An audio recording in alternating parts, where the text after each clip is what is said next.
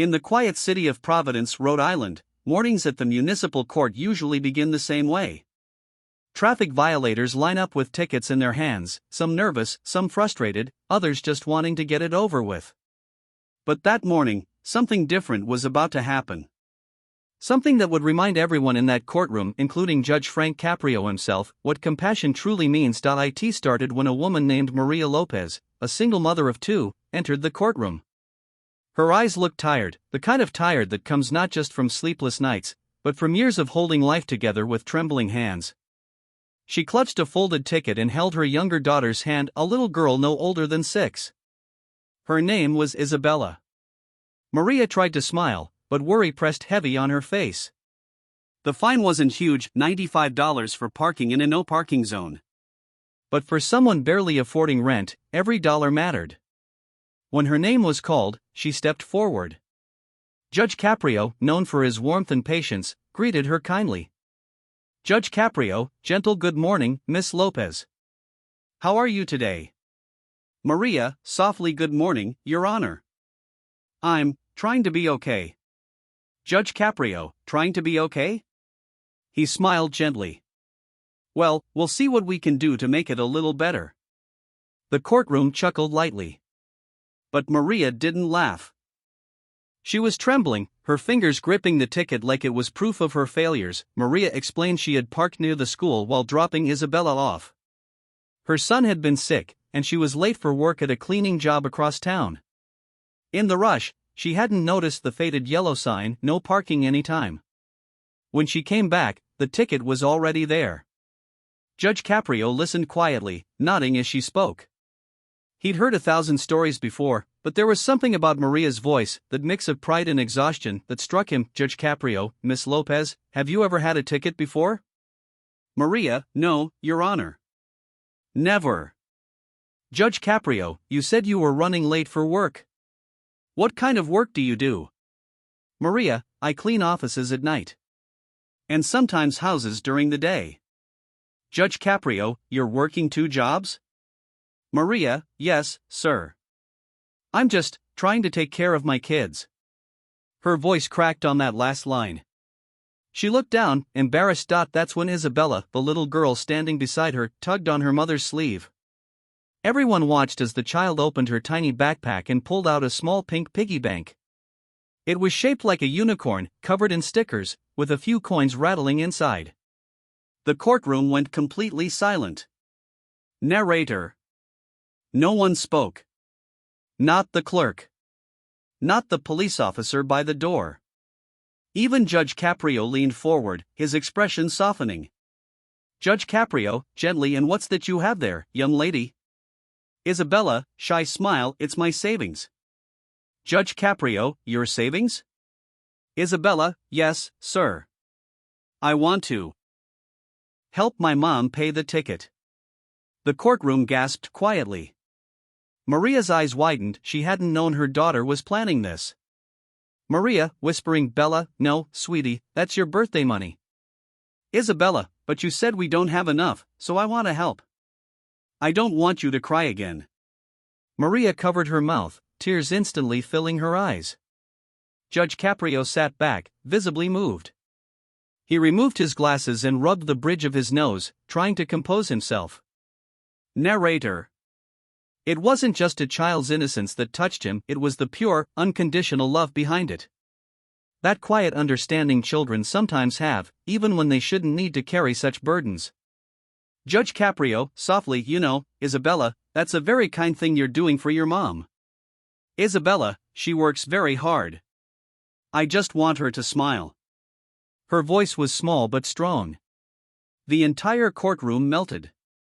Even the officer at the side smiled and looked away to hide his emotion. Narrator. Judge Caprio leaned closer, his tone shifting from formal to deeply personal.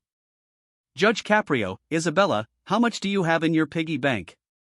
Isabella, counting on fingers, "Maybe $6.50.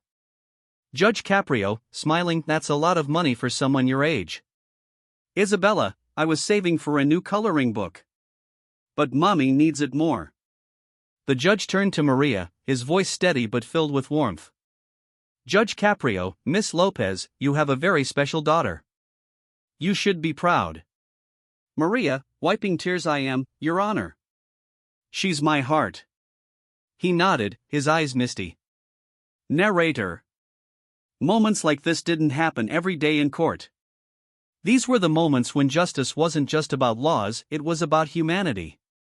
And Frank Caprio believed deeply that justice without compassion isn't justice at all. The judge glanced at the fine sheet, then at the clerk. Judge Caprio, well, let's see, you parked in a no parking zone, correct? Maria, yes, Your Honor. Judge Caprio, normally, that's a $95 fine. He paused, looking at Isabella. But we have a very special young lady here today, someone who clearly understands responsibility better than most adults I know. A soft laugh rippled through the room. Judge Caprio, so here's what we're going to do. Isabella, I'm appointing you as my assistant judge today. Do you think your mom should pay the full fine, half of it, or nothing at all? Isabella, thinking hard, maybe half? Because rules are rules. But she didn't mean to break it. The entire courtroom erupted in warm laughter. Even Maria laughed through her tears. Judge Caprio, smiling wide, that's a very fair answer, young lady. You'd make an excellent judge someday. Isabella, grinning, can I have a hammer like yours? Judge Caprio, you mean a gavel? He chuckled. We'll see. Everyone thought that was it, a sweet moment, a fine reduced. But Judge Caprio wasn't done. He looked down at his papers, then back up at Isabella and Maria. Judge Caprio, you know, Isabella, your heart is so big it fills this whole courtroom. You wanted to pay your mom's fine with your savings, but I don't think that's fair. I think it's my turn to help you both out. The little girl tilted her head, confused. Isabella, what do you mean? Judge Caprio, I'm going to pay this fine myself. And you, young lady, can keep your savings, maybe even buy that coloring book and some crayons. Maria gasped softly, covering her chest. Maria, Your Honor, you don't have to. Judge Caprio, I know I don't have to. But sometimes, kindness is the law that matters most. Narrator. A quiet hush fell over the room. Then, soft applause started from the back row, growing until nearly everyone in the courtroom was clapping. Isabella smiled the biggest smile of her life. Maria cried openly now, whispering thank you over and over. Narrator. After the case ended, Judge Caprio walked down from the bench and knelt beside the little girl. He handed her a small toy gavel the clerk had found in the office, a simple wooden one used for mock court sessions at schools. Judge Caprio, here you go, Judge Isabella. Every time you look at this, remember, the world needs people who care. Isabella nodded proudly, clutching the tiny gavel in her hand. Narrator. As Maria and Isabella left the courtroom, people smiled at them, strangers who had just witnessed a moment of real grace. For once, justice didn't just punish, it healed.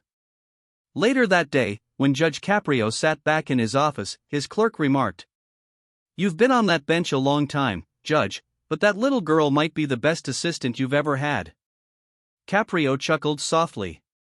Judge Caprio, you know, it's not the verdicts people remember. It's the kindness we show along the way. He looked at the empty courtroom, the sunlight streaming through the tall windows, and smiled. The story of the little girl and her piggy bank quickly spread across the city. Local news picked it up, calling it a lesson in love from a 6-year-old.